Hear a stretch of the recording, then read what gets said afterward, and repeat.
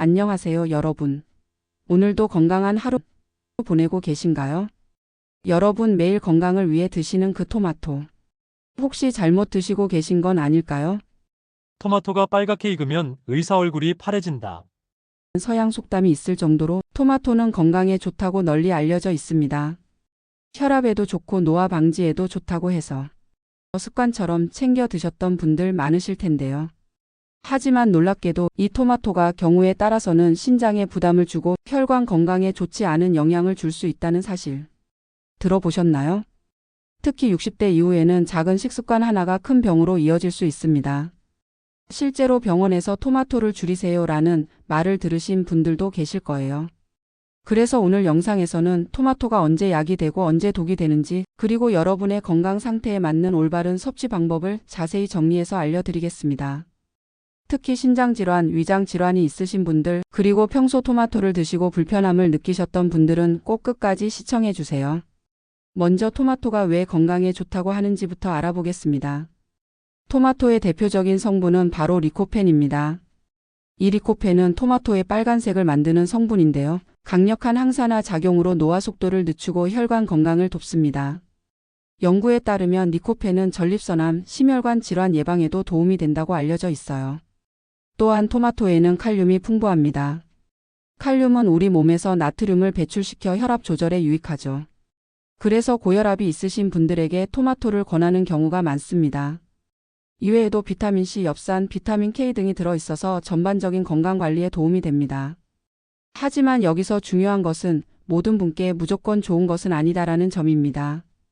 질환 상태나 개인 체질에 따라서는 오히려 불편함을 만들 수 있거든요. 그럼 언제 토마토가 문제가 될 수 있는지 구체적으로 살펴보겠습니다. 첫 번째, 신장 기능 문제. 신장 기능이 약한 분들은 칼륨을 제대로 배출하지 못합니다. 정상적인 신장은 과도한 칼륨을 소변으로 내보내는데 신장 기능이 떨어지면 이 과정에 문제가 생기죠. 이때 토마토를 많이 드시면 혈중 칼륨 농도가 높아져서 고칼륨 혈증이 발생할 수 있습니다. 고칼륨 혈증은 심장 박동에 이상을 일으키고 심한 경우 생명을 위험에 빠뜨릴 수도 있어요. 두 번째, 위장 문제. 토마토는 산성 식품입니다. 위산 역류나 역류성 식도염이 있는 분들이 토마토를 드시면 속쓰림이 더 심해질 수 있어요. 특히 공복에 생토마토를 드시거나 토마토 주스를 많이 마시면 위벽을 자극해서 소화불량이나 복통을 유발할 수 있습니다. 세 번째, 알레르기 반응. 드물긴 하지만 토마토 알레르기가 있는 분들이 계십니다. 증상으로는 입술이나 혀의 부종, 두드러기, 가려움증, 심한 경우에는 호흡 곤란까지 나타날 수 있어요. 특히 자작나무 꽃가루 알레르기가 있으신 분들은 토마토 알레르기가 함께 나타나는 경우가 많습니다.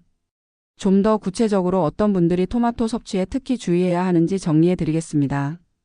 첫째, 신장 관련 질환이 있는 분. 만성 신부전, 급성 신부전, 신장 투석을 받고 계신 분, 신장 이식 후 관리 중인 분. 이런 분들은 의사와 상담 후 토마토 섭취량을 조절하셔야 합니다. 둘째, 위장 질환이 있는 분. 역류성 식도염, 위식도 역류 질환, 위궤양, 십이지장궤양, 과민성 장증후군.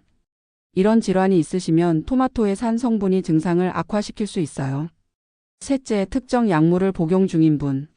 고혈압 약 중 AC 억제제나 칼륨 보존 이뇨제, 신장 질환 치료제, 면역 억제제. 이런 약물들은 칼륨 수치에 영향을 주기 때문에 토마토와 함께 섭취할 때 주의가 필요합니다. 그럼 이제 토마토를 건강하게 드시는 방법에 대해 알려드리겠습니다. 첫째, 익혀서 드세요. 생토마토보다는 가열해서 드시는 것이 좋습니다. 왜냐하면 리코펜은 열을 가했을 때 흡수율이 3배에서 4배 높아지거든요. 토마토 소스, 토마토 스튜, 구운 토마토 등의 형태로 드시면 영양소를 더 효과적으로 섭취할 수 있어요. 둘째, 올리브오일과 함께. 리코펜은 지용성 성분입니다. 즉 기름과 함께 먹어야 우리 몸에 잘 흡수됩니다. 올리브오일 한 스푼과 함께 요리하시면 흡수율을 크게 높일 수 있어요. 셋째, 적정량 지키기. 하루 200g 중간 크기 토마토 2개 정도가 적당합니다. 이 정도면 리코펜의 항산화 효과를 충분히 볼 수 있으면서도 칼륨 과다 섭취를 피할 수 있어요.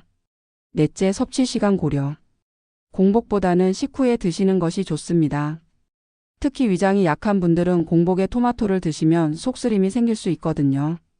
토마토와 함께 드시는 음식도 중요합니다. 좋은 궁합과 피해야 할 조합을 알려드릴게요. 피해야 할 조합. 토마토와 바나나, 아보카도, 시금치, 감자 등 고칼륨 식품을 한 번에 많이 드시면 칼륨 과다 섭취가 될 수 있어요. 특히 신장 기능이 약한 분들은 이런 조합을 피하셔야 합니다. 또한 우유나 요거트와 함께 드시면 토마토의 산 성분이 단백질과 결합해서 소화가 어려워질 수 있습니다. 좋은 궁합. 반면 올리브 오일, 치즈, 달걀, 양파, 마늘과는 궁합이 아주 좋습니다. 특히 치즈의 칼슘과 토마토의 리코펜이 만나면 뼈 건강과 심혈관 건강을 동시에 챙길 수 있어요. 달걀과 함께 드시면 단백질과 항산화 성분을 균형 있게 섭취할 수 있고 양파, 마늘과 함께하면 항염 효과가 더욱 좋아집니다. 과유불급이라는 말이 있죠. 토마토도 마찬가지입니다. 하루 권장량은 200g입니다. 이를 초과해서 드시면 설사, 속쓰림, 복통이 생길 수 있고 장기적으로는 신장에 부담이 될 수 있어요. 알레르기가 의심되시는 분들은 소량부터 시작하세요. 처음에는 방울토마토 한두 개 정도로 시작해서 몸의 반응을 살펴보시기 바랍니다. 임신 중이신 분들은 토마토가 좋지만 과다 섭취는 피하세요. 특히 토마토 주스보다는 신선한 토마토를 드시는 것이 좋습니다. 당뇨가 있으신 분들은 토마토보다는 방울토마토를 선택하세요. 당도가 상대적으로 낮거든요. 마지막으로 좋은 토마토를 고르고 보관하는 방법을 알려드릴게요.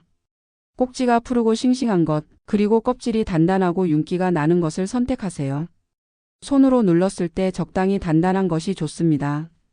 너무 물렁하거나 주름이 많은 것, 검은 점이나 상처가 있는 것은 피하세요. 실온에서 후숙시킨 후 드세요. 10에서 15도의 서늘한 곳에 보관하다가 드시기 직전에만 냉장고에 넣으시면 풍미를 최대한 유지할 수 있어요.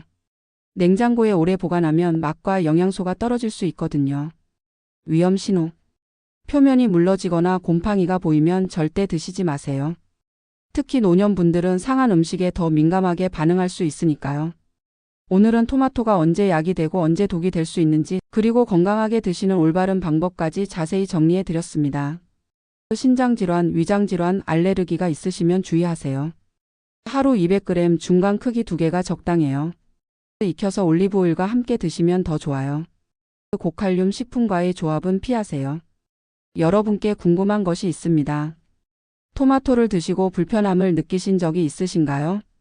또는 도움이 됐던 섭취 팁이 있으시다면 댓글로 경험을 나눠주세요. 여러분의 경험이 다른 분들께 큰 도움이 됩니다. 다음 영상에서도 시니어분들의 건강한 생활에 꼭 필요한 정보를 준비해서 찾아뵙겠습니다. 건강한 식습관으로 활기찬 노후 생활 만들어 가시길 바라며 구독과 좋아요, 알림 설정 부탁드립니다. 오늘도 시청해 주셔서 감사합니다. 건강하세요.